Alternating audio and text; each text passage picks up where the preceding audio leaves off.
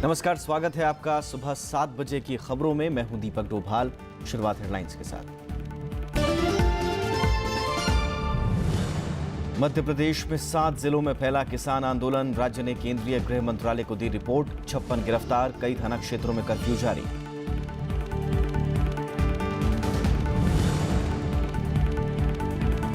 हिंसा के बाद दार्जिलिंग में सेना तैनात। जीजेएम के हिंसक प्रदर्शन के बाद कार्रवाई। सरकारी स्कूलों में बंगाली भाषा को अनिवार्य बनाने का विरोध।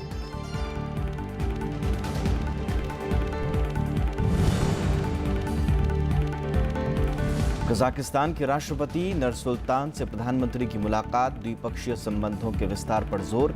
सम्मेलन को आज करेंगे संबोधित।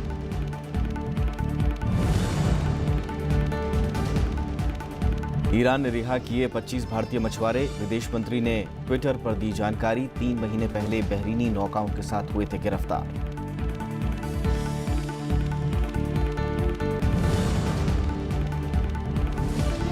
और फ्रेंच ओपन में बोपन्ना और गैब्रिएला बने चैंपियन। कोलंबिया के रॉबर्ट और जर्मनी की लारा को दी शिकस्त। चैंपियंस ट्रॉफी में 7 विकेट से हारा भारत।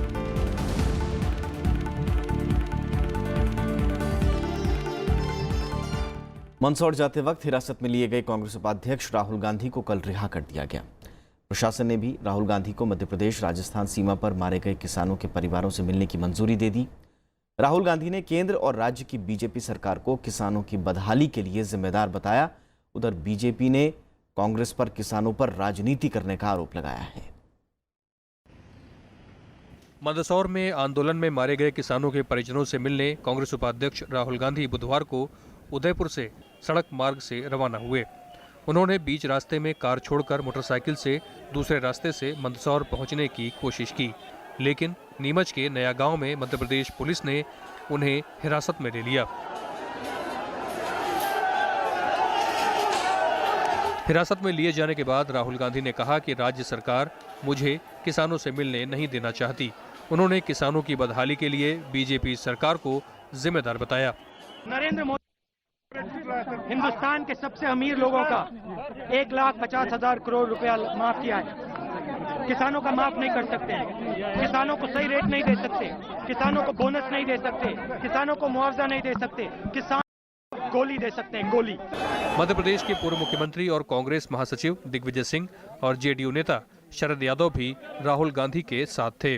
किसानों को कंसोल करने, उनकी मांग के साथ खड़ा होने के लिए हम योग यहाँ आए हैं।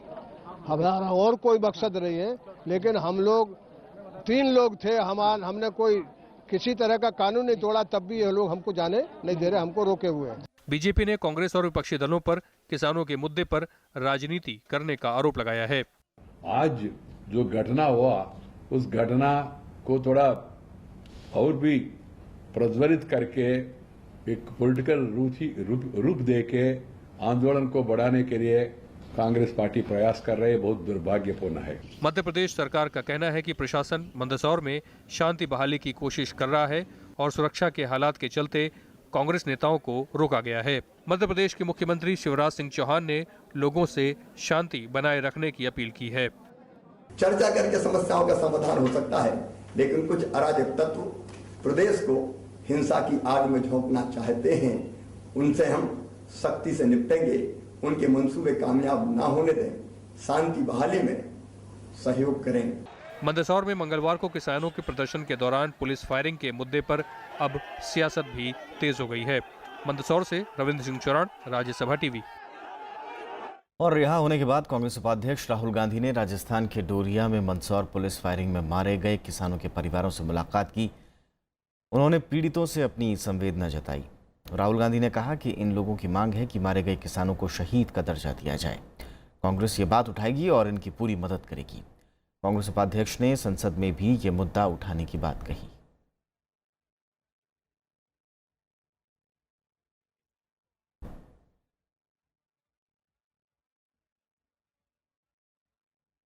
मेरे देश में किसानों और मध्य प्रदेश में किसान आंदोलन से स्थिति, ये जो पूरा आंदोलन है इसमें स्थिति तनावपूर्ण बनी हुई है। मंदसौर के बाद किसान आंदोलन राज्य के छिंदवाड़ा, शाजापुर और धार समेत दूसरे इलाकों में फैल गया है। मामले में 56 लोगों को गिरफ्तार किया गया है, जबकि 100 से ज़्यादा लोगों को हिरासत में लिया गया। उधर महाराष्ट्र के किसानों ने मांगे मानने के लिए 11 जून का अल्टीमेटम दे दिया है। के आदेश अनुसार पूर्व की सूचना केवल महिला और 10 वर्ष तक के बच्चों को 4 से 6 बजे तक की छूट देने की थी। वापस पुनः सूचना प्राप्त हुई है कि यह छूट जो है सभी लोगों के लिए है, महिला, पुरुष और बच्चों के लिए। मध्य प्रदेश में हालात धीरे धीरे सामान्य हो रहे हैं। मंदसौर में लोगों को जरूरी सामान खरीदने के लिए गुरुवार को कर्फ्यू में 2 घंटे की छूट दी गई। इस दौरान कोई भी अप्रिय घटना नहीं हुई। पुलिस ने हिंसक वारदात के संबंध में अब तक 56 लोगों को गिरफ्तार किया है, जबकि 100 से ज्यादा लोगों को हिरासत में लिया है। आज के जो हमारा अनुभव है उस आधार पर लग रहा है कि लोगों ने इसको बड़े सकारात्मक रूप से लिया है। शांतिपूर्ण ढंग से लोग छूट की अवधि में निकले हैं। इसको देखते हुए कल हम लोग छूट की अवधि को बढ़ाएंगे और 2-3 चीजों पर हम लोग विशेष रूप से फोकस कर रहे हैं। एक तो दूध की उपलब्धता शहर में हो। हालांकि शाजापुर में किसानों ने हिंसक प्रदर्शन किया। यहां भीड़ ने कई वाहनों को आग के हवाले कर दिया। हिंसा को रोकने के लिए पुलिस को आंसू गैस के गोले भी छोड़ने पड़े। घटना के बाद लोग दहशत में हैं। जिले में निषेधाज्ञा लागू कर दी है, लेकिन उसके बाद कुछ आसपास के गांव के उपद्रवी लड़के हैं, वो सब इकट्ठे हुए और यहाँ पे उन्होंने कृषि उपज मंडी में कहा कि आप प्याज खरीदी नहीं करें, तो प्याज खरीदी बंद भी कर दी थी और लॉ एंड ऑर्डर को देखते हुए। लेकिन उसके बाद से वो लगातार पुलिस के ऊपर पत्थरबाजी कर रहे हैं और किसी तरह से मानने को तैयार नहीं है। इस बीच मुख्यमंत्री शिवराज सिंह चौहान ने लोगों से शांति बनाए रखने की अपील की है। उन्होंने किसानों को भरोसा दिलाया है कि सरकार दालों के दाम नहीं गिरने देगी और किसानों को उनकी उपज के पूरे दाम दिलाएगी। राज्य सरकार ने हिंसा के हालात पर केंद्र को जानकारी भी दी है, जिसमें पुलिस की गोली से 5 किसानों के मरने की बात कही गई है। जानकारी के मुताबिक किसान आंदोलन राज्य के 7 जिलों में फैल चुका है। उधर महाराष्ट्र में भी किसान आंदोलन जारी है। इस बीच कुछ और किसानों के आत्महत्या करने की भी खबर है। कल एक किसान ने कर्ज माफी की आस में मौत को गले लगा लिया। मरने से पहले किसान ने एक चिट्ठी भी लिखी, जिसमें किसानों की मांगें पूरी करने की बात लिखी गई। वहीं नासिक के किसान संगठनों की बैठक में आंदोलन को व्यापक बनाने और 16 जून को दिल्ली में विरोध प्रदर्शन को सफल बनाने पर चर्चा हुई। सांसद राजू शेट्टी ने कहा कि मध्य प्रदेश के किसानों के साथ बर्बरता बर्दाश्त नहीं की जाएगी। वहाँ के किसान परिवारों को मिलकर मैं उनको ये भरोसा दिलाऊंगा कि वो अकेले नहीं है। वो लड़ाई अकेले मध्य प्रदेश के किसानों की नहीं, पूरा देश उनके पीछे खड़ा है। और हम ये जो किसान शहीद हुए उनका बदला अवश्य दिलाएंगे। महाराष्ट्र के साथ मध्य प्रदेश में 1 जून से किसान आंदोलन चल रहा है। दोनों ही राज्यों के किसान कर्ज माफी और फसलों के उचित मूल्य जैसी मांगे कर रहे हैं। रविंद्र सिंह श्योराण के साथ ब्यूरो रिपोर्ट, राज्यसभा टीवी। और मंदसौर से हमारे संवाददाता रविंद्र सिंह श्योराण हमारे साथ जुड़ चुके हैं, उनका रुख करते हैं। रविंद्र, सबसे पहले ये बताएं कि फिलहाल स्थिति कैसी है वहां पर? देखिए दीपक, जिस तरीके से कल परसों से लगातार कर्फ्यू यहाँ पर लगा हुआ है और उसके बाद तनावपूर्ण हालात को देखते हुए यहाँ पर एक्स्ट्रा पुलिस फोर्स, अर्धसैनिक बलों की टुकड़ियां लगाई गई हैं। हालांकि कल 2 घंटे की ढूंढ दी गई थी और किसी भी तरह की कोई अप्रिय घटना इस क्षेत्र से जानकारी नहीं मिली। उसके बाद हालात थोड़े थोड़े सामान्य यहाँ पर हो रहे हैं। धीरे धीरे जिंदगी जो है वो अपनी पटरी पर आ रही है और आज भी उम्मीद है कि प्रशासन जो है वो रिलैक्सेशन देगा कर्फ्यू में। लेकिन कर्फ्यू की वजह से आम जनमानस को काफी तकलीफ यहाँ पर सहन करनी पड़ रही है। सामान जो रोजमर्रा का है वो मिलने में बड़ी तकलीफ आ रही है लोगों को। बाहर से कोई सामान का यहाँ पर आना नहीं हो पा रहा है, उसकी आमद नहीं हो पा रही है। इसकी वजह से लोग घरों में जो हैं उनको बड़ी दिक्कत हो रही है रोजमर्रा के जीवन में। यहाँ तक किसान आंदोलन का प्रश्न है, हालांकि कल मुख्यमंत्री ने अपना डायलॉग के लिए, बातचीत के लिए दरवाजा खोला है, निर्देशन दिया है, लेकिन बावजूद उसके किसान जो नेता है वो लगातार यही कह रहे हैं कि उनको सरकार से अभी तक जितना भी बातचीत हुई है उसमें लगातार धोखा मिला है और सरकार के सामने तमाम मांगे स्पष्ट तौर पर रख देने के बावजूद भी सरकार किसी तरीके से उनका समाधान ढूंढने की कोशिश नहीं कर रही है, बल्कि सरकार लगातार बरगलाने की कोशिश कर रही है बातचीत के जरिए। सिर्फ यानी कि आरोप प्रत्यारोप का दौर जारी है, राजनीति का दौर जारी है। बहुत बहुत शुक्रिया इस तमाम जानकारी के लिए रविंद्र आपका। पश्चिम बंगाल के दार्जिलिंग में गोरखा जनमुक्ति मोर्चा का प्रदर्शन गुरुवार को हिंसक हो गया। प्रदर्शनकारियों और पुलिस के बीच झड़प में कई लोगों के घायल होने की खबर है। सुरक्षा के मद्देनजर पूरे इलाके में सेना तैनात करने का फैसला हुआ है। इस मुद्दे पर राज्य की मुख्यमंत्री ममता बनर्जी ने अपने मंत्रियों और वरिष्ठ अधिकारियों के साथ बैठक की। जीजेएम के कार्यकर्ताओं ने पुलिस के वाहनों में तोड़फोड़ और आगजनी की। पुलिस ने लोगों को रोकने के लिए लाठीचार्ज और आंसू गैस के गोले भी दागे। दरअसल स्थानीय लोग सरकारी स्कूलों में बंगाली भाषा को अनिवार्य बनाने का विरोध कर रहे हैं। दार्जिलिंग में कई पर्यटकों के फंसने की भी खबर मिल रही है।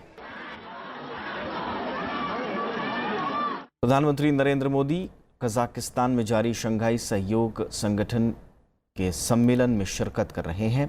प्रधानमंत्री नरेंद्र मोदी कल राजधानी अस्ताना पहुंचे थे। इसके बाद प्रधानमंत्री नरेंद्र मोदी ने कजाकिस्तान के राष्ट्रपति नूर सुल्तान नजरबायेव से मुलाकात की। दोनों नेताओं ने आपसी संबंधों को आगे बढ़ाने पर बातचीत की। प्रधानमंत्री मोदी का चीनी राष्ट्रपति शी जिनपिंग से भी मुलाकात का कार्यक्रम है। इसके अलावा वो कई विदेशी नेताओं से भी मिल सकते हैं। एससीओ सम्मेलन में भारत और पाकिस्तान को शंघाई सहयोग संगठन की पूर्ण सदस्यता दी जाएगी। अभी चीन, रूस, कजाकिस्तान, किर्गिस्तान, उज्बेकिस्तान और तजाकिस्तान इसके सदस्य हैं। भारत समेत 68 देशों ने कल कर चोरी रोकने से जुड़े एक समझौते पर दस्तखत किए। पेरिस में बैठक के दौरान करार पर दस्तखत हुआ। बैठक में वित्त मंत्री अरुण जेटली ने हिस्सा लिया। करार के तहत उन कंपनियों पर लगाम लगेगी जो कृत्रिम तरीके से व्यापार का स्थान बदलकर चोरी करते हैं। इसका मकसद वर्तमान कानून की कमजोरियों को दूर करना है। जानकारों का मानना है कि भारत में व्यापार करने वाली बहुराष्ट्रीय कंपनियों के लिए कर चोरी अब कठिन हो जाएगा। एक छोटा सा ब्रेक लेते हैं, जल्द हाजिर होंगे।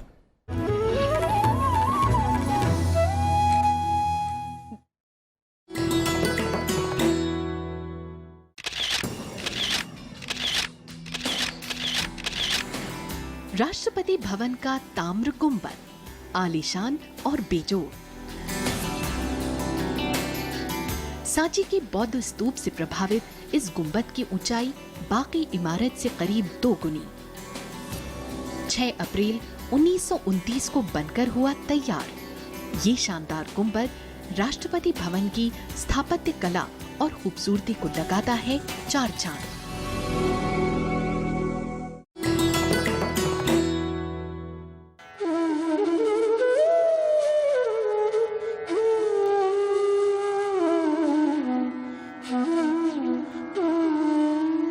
सुर, साज और रियाज।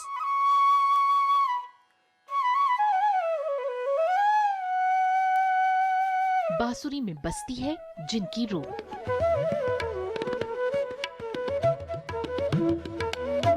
चार बजे, पौने 4 बजे उठ के मम्मी चाय बना के देती थी। चाय बिस्किट खा के रियाज करता था। तो किसी दिन मैं नहीं उठता 4 बजे, तो फिर मेरे पहले से पूछते थे आज क्यों नहीं उठा, आज क्यों नहीं रियाज किया तुमने। तो मुझे लगता था कि ये मैंने बहुत बड़ी गलती की है। तो मैं कोशिश करता था कि सुबह 4 बजे उठूं और रियाज करूं। मिलिए शख्सियत में मशहूर व मारूफ बांसुरी वादक रूपक कुलकर्णी से शनिवार रात 10:30 बजे और रविवार शाम 4:30 बजे सिर्फ राज्यसभा टीवी पर।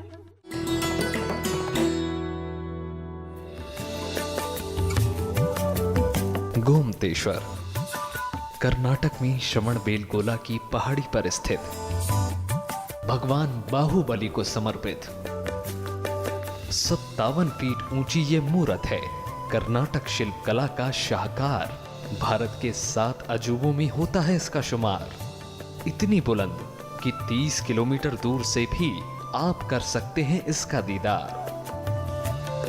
हर 12 साल में होता है बाहुबली का महामस्तकाभिषेक। भक्त करते हैं दूध, केसर और सोने के सिक्कों से इनका श्रृंगार।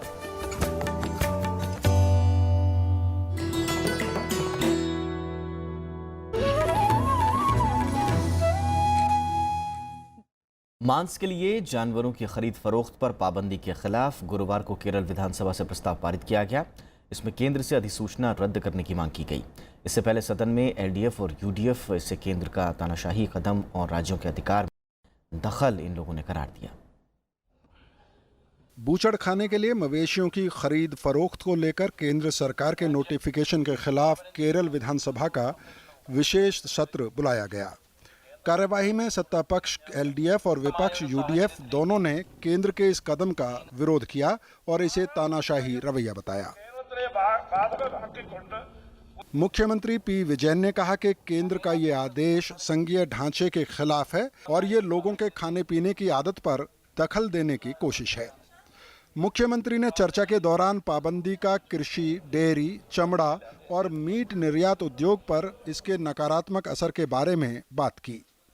മൃഗങ്ങളോടുള്ള ക്രൂരത തടയൽ നിയമത്തിന്റെ മറവിൽ പൗരന്റെ തൊഴിൽ, വ്യാപാര, ആഹാര സ്വാതന്ത്ര്യത്തിനുള്ള മൗലികാവകാശം ഹനിക്കുകയാണ് കേന്ദ്ര സർക്കാർ ചെയ്യുന്നത്. ഒരു വശത്ത് ഇത് ചെയ്യുമ്പോൾ തന്നെ മറുവശത്ത് ഈ മേഖലയെ ആശ്രയിക്കുന്ന ലക്ഷക്കണക്കിന് ആളുകൾ പട്ടിണിയിലാകും। चर्चा में दूसरे विधायकों ने कहा कि मवेशियों की खरीद फरोख्त पर रोक सांप्रदायिक होने के साथ मजदूरों और किसानों के खिलाफ है और केंद्र सरकार राजनीतिक एजेंडा लागू करने की कोशिश कर रही है।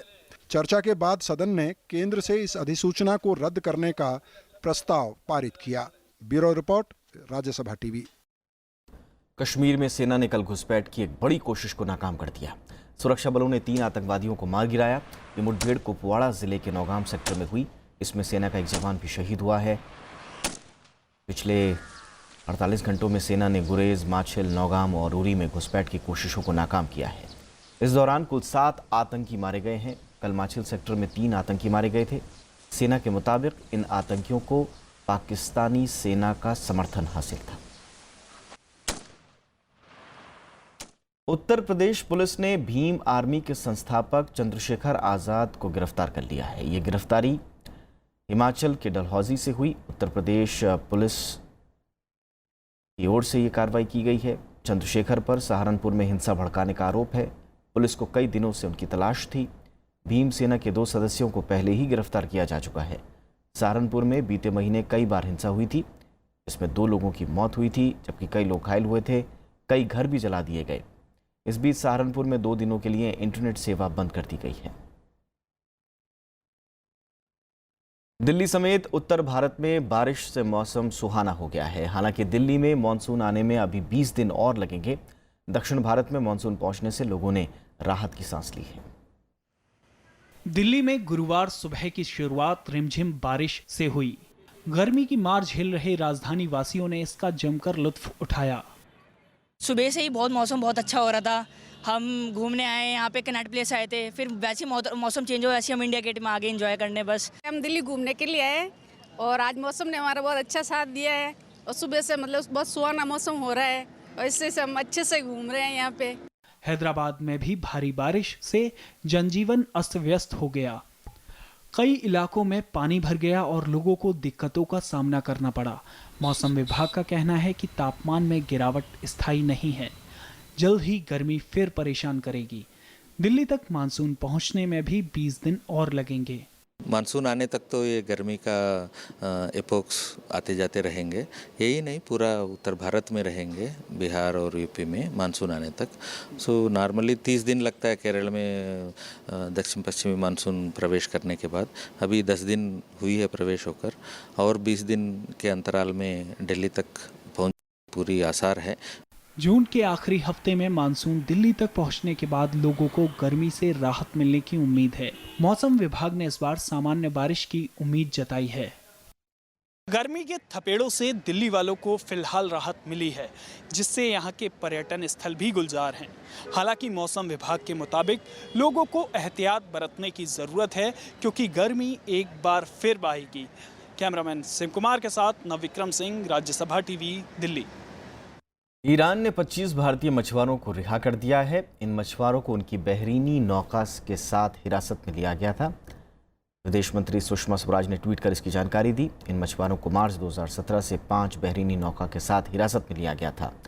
विदेश मंत्री ने तेहरान स्थित भारतीय दूतावास को भी बधाई दी है। मछुआरों की रिहाई को मुमकिन बनाने के लिए दूतावास के प्रयास की उन्होंने तारीफ की।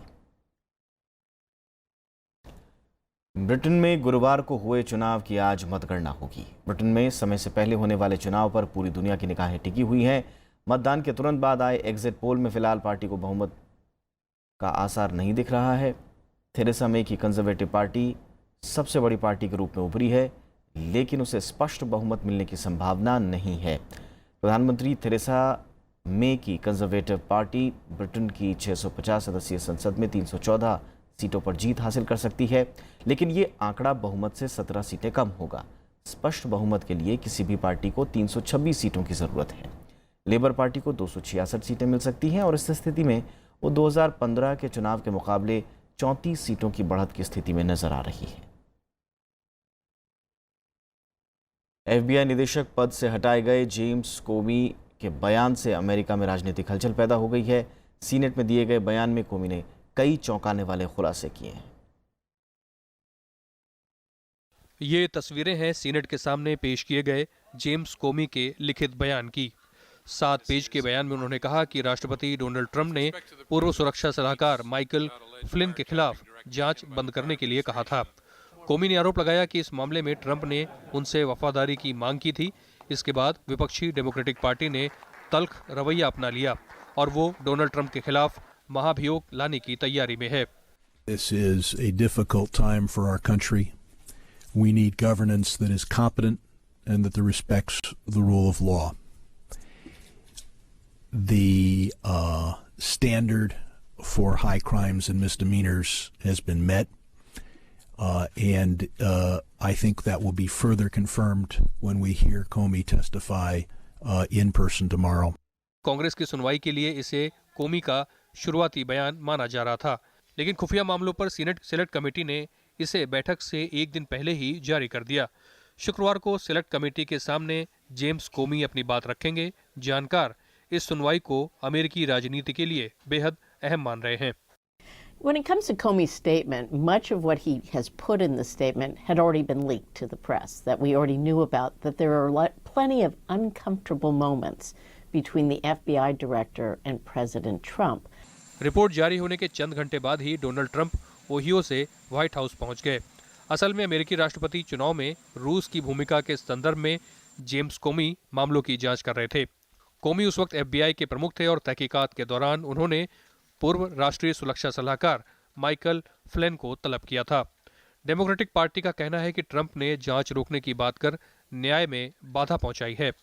Bureau report, Rajya Sabha TV. French open tournament में भारत के रोहन बोपन्ना और कनाडा की गैब्रिएला डाब्रोस्की की जोड़ी ने कल मिक्स डबल्स का खिताब जीत लिया।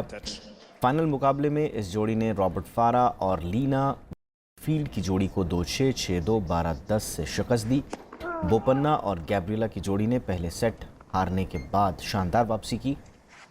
आखिरी सेट सुपर टाई ब्रेकर तक चला और उन्होंने 12-10 से मुकाबला जीत लिया। बोपन्ना दूसरी बार किसी ग्रैंड स्लैम के फाइनल में पहुंचे थे। इस जीत के साथ ही वो ग्रैंड स्लैम खिताब जीतने वाले चौथे भारतीय बन गए हैं।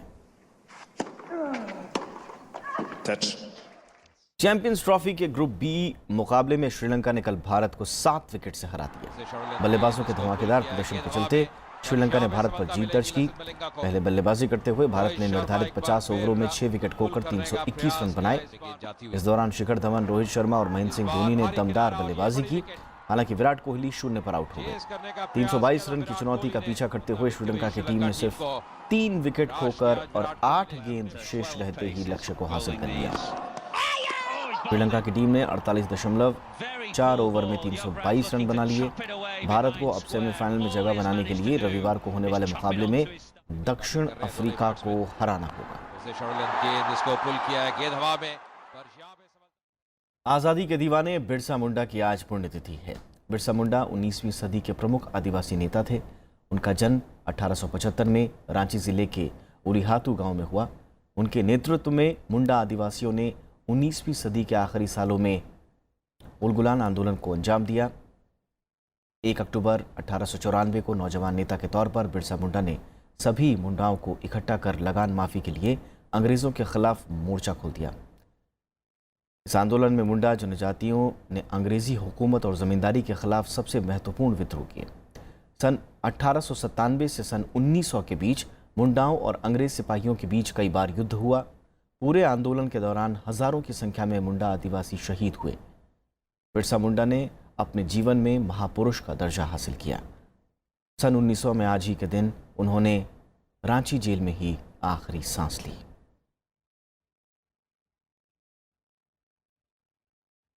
हिंदी फिल्मों में प्रयोग का चलन बहुत पुराना है, लेकिन जिन निर्देशकों ने फॉर्मूले से हटकर फिल्में बनाने की शुरुआत की उनमें से एक थे राज खोसला। फिल्म जगत को राज खोसला ने कई यादगार फिल्में दी। अपने बेहतरीन निर्देशन से उन्होंने लगभग 4 दशक तक सिने प्रेमियों के दिलों पर राज किया। आइए याद करते हैं राज खोसला को उनकी पुण्यतिथि पर। नदी किनारे गाँव रे, पीपल झूमे मोरे आंगना ठंडी ठंडी छाँव रे। 1956 में आई सीआईडी फिल्म के बाद सभी इस गाने में छिपी पहेली को समझने में लग गए।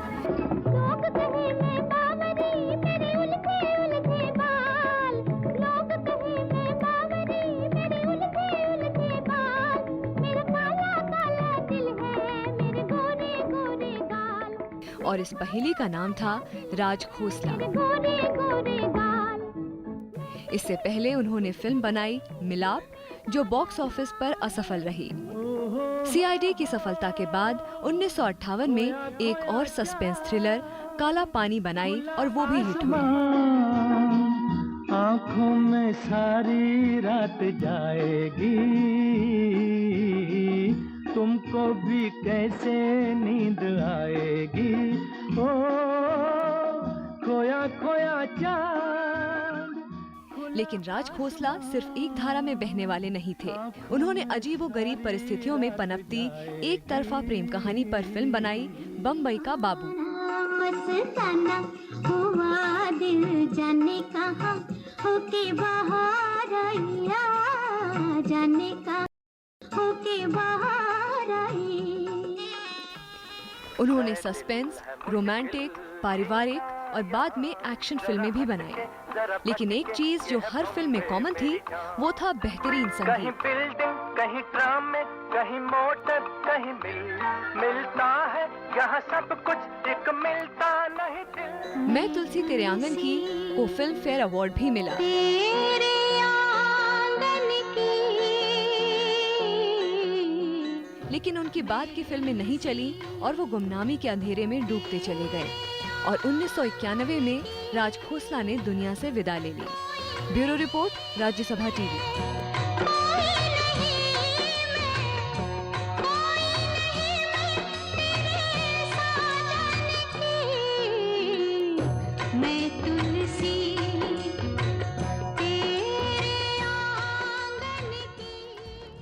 और आखिर में हेडलाइंस एक बार फिर से। मध्य प्रदेश में 7 जिलों में फैला किसान आंदोलन। राज्य ने केंद्रीय गृह मंत्रालय को दी रिपोर्ट। 56 गिरफ्तार, कई थाना क्षेत्रों में कर्फ्यू जारी।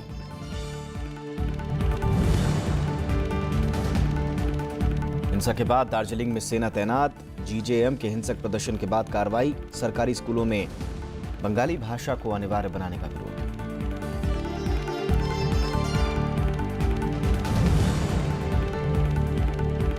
कजाकिस्तान के राष्ट्रपति नूर सुल्तान से प्रधानमंत्री की मुलाकात। द्विपक्षीय संबंधों के विस्तार पर जोर। सम्मेलन को आज करेंगे संबोधित।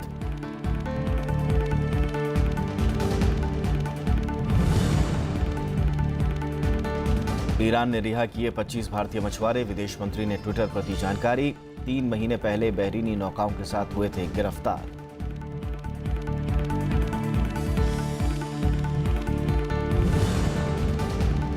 और फ्रेंच ओपन में बोपन्ना और गैब्रिएला बने चैंपियन। कोलंबिया के रॉबर्ट और जर्मनी की लारा को दी शिकस्त। चैंपियंस ट्रॉफी में 7 विकेट से हारा भारत।